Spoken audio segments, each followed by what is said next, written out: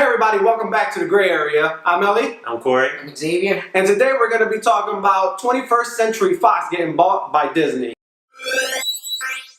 So, as many of you guys know, Robert Iger has bought Fox 21st Century for $52.4 billion. Deep pockets, baby. So that only leads us to one question. What does that mean to us, the viewers?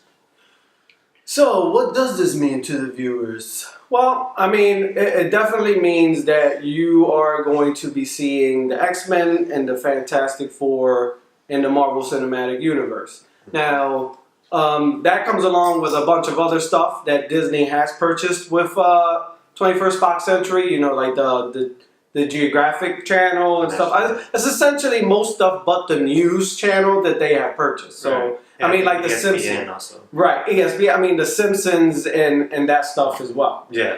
Avatar, which is Right. a huge moneymaker in the Yeah. future. And, you know, Disney already had attractions of Avatar. I just don't think they had They have the rights to the the rights to movie the itself, movies, yeah. right. So, I mean, and then you get into the Marvel comic fans. You know, if the comic fans, like I said before, I mean, now you can see the X-Men and the Fantastic Four in these films. And this is a huge deal because, you know, now you have access to all these characters and all these villains, which the MCU really lacked in the beginning, you know, in this whole process. They really lacked villains. Like, Ultron is a pretty good villain, but it just seemed like it lacked for some reason. So now you have access to, you know, Reed Richards, Susan Storm, Johnny Storm, and then the villain, you know, Doctor Doom. Galactus. You know, Galactus, exactly. Annihilus. You can go on and on. Yeah, About that. you had Silver Surfer. Silver Surfer. I mean, and you got tons of stuff that, you know, from a comic book perspective, they're loving this right now because of that. So I'm assuming it's the list goes on. Right, Oh, it's a yeah, huge list of you know, endless possibilities that they can do now. You know, Like cosmically, the universe has literally gone bigger. Like Guardians of the Galaxy, I mean, they're just in the galaxy. Now this whole thing is universal. Right. There's so many things they could do that will just take everything to a whole new level. right? You know, it's not just Thanos that you have to worry about. Now it's I mean, we have Dormammu. I'm pretty sure is going to pop up again. Right. But like we said, Galactus, Abraxas, Terrax, Annihilus. I mean, we have villains and characters, supporting characters that we can just throw in that. You know, and they already have hinted to the Marvel universe. I mean, the multiverse already. And Doctor Strange, the Ancient One. If you've seen the movie, the Ancient One hints like there is more. She says the multiverse. Right? Yeah, she uses they use the staff of the Living Tribunal. I mean, they're expanding bit by bit, so they're sending you little hints, which there's cause to believe that they had this in the works for a while now. This isn't just popping out of the blue. Yeah. So yeah, I mean that's definitely where this is going and is expanding, you know, beyond what we're used to now. So what do you guys think? What should we be expecting? Like, how are they going to introduce the Fantastic Four and all the other ones, all the other characters into, you know, this whole transition that's going on? It's funny you should ask that, Xavier, because me and Corey have come up with the top 5 ways that they can introduce Fantastic Four and X-Men into the MCU. First way you can introduce these characters to the MCU, Xavier, drop it. It's basically what we know. Well, what we know is Thanos with his 6 gems. Yeah. Yes. What else? He has it in his mitt. Right. And his big ass glove. His cooking glove, yeah. Right. He gonna be cooking all kind of ass whooping. So yeah, I mean, what do we know about that? He can alter reality. Yeah. Right? There's possibly something that he could do where he tears a fabric in the universe and boom, here comes the X-Men. Yeah. That could be right, yeah. Yeah. So then you have the second way, which is... I think Secret Wars, the storyline where the universe is multiple universes are destroyed. Mm-hmm. This is the recent one, and you know, Doctor Doom brings them all together, and you know the whole Marvel universe is rewritten, you know that's a good way to bring these characters into Yeah. our universe, you know. So that could be another way.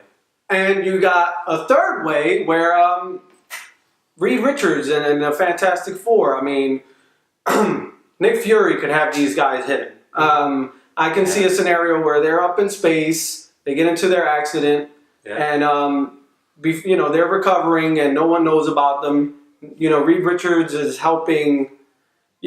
Shield. He's helping Shield develop weapons, as he mentions in the first Avengers. He probably even helps develop Sword. Or Sword. I mean, and that's how you can introduce them. And you know, Nick Fury's keeping secrets all the time. Yeah. It wouldn't be out of the realm of I'm possibility. sorry.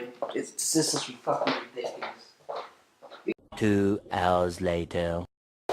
And the third way, you could explain that Nick Fury had these guys hidden the whole time after their space exploration. They, you know, they're hidden somewhere in the SHIELD headquarters, and Reed Richards is actually the one that's helping Nick Fury develop the weapons that the Chitauri came down with, and stuff like that. And then they can be introduced. They actually need these guys' help. And that's how you introduce the Fantastic Four. Yeah, I think that's a great way. I could really see that. Right, and like you said, way. they can. Reed Richards can be in charge of Sword, or you know he can be the one to found develop Sword. Right, right. And did you have something with Sentry that you had like a theory about? So that brings us to the fourth way we think that they can add these characters to the MCU. Xavier, take it away. Introducing Professor Xavier. to the whole image. Professor Xavier. Professor Xavier, who we all know erased memories of mutants and whatnot. So it seems a bit interesting introducing the whole X-Men. Yeah, that could be that could be something cool where because we know Sentry did it before. That could be a way Sentry was introduced also into our universe. I mean, Professor Xavier can do. I do a lot of things. He can do so much with Cerebro. Oh my god. Which brings us to the fifth point, and I think Corey touched base on this when he's talking about multiple universes, and I do think that they're going to be using the Ultimate Universe to explain all these characters. You know more about the Ultimate Universe. I mean, the Super Soldier Serum, is that what you had mentioned before? Yeah. So the Super Soldier Serum they did tests like they did on Captain America. I believe Black Widow's has a serum in her, a Russian version of it. But in the Ultimate Universe, that kind of trickled down to regular people. I mean, that's how you develop mutants that have powers now, because this serum was in them and created some kind of mutation. And that could be a way, maybe not through genetics, but maybe experimentation. Right, and I think they kind of went that route with Scarlet Witch and Quicksilver. Yeah. So I think they will keep that to make it more cohesive. Everything just seems to make more sense that way. So that concludes our video. Please be sure to give our video a thumbs up if you liked it, and subscribe. Also hit that bell so you can get notifications every time we do a video. We're also on social media, Facebook, Twitter, and Instagram. Make sure you guys follow us on that. The links to that will be in the description box below. And we will see you guys in our next video. See you guys later.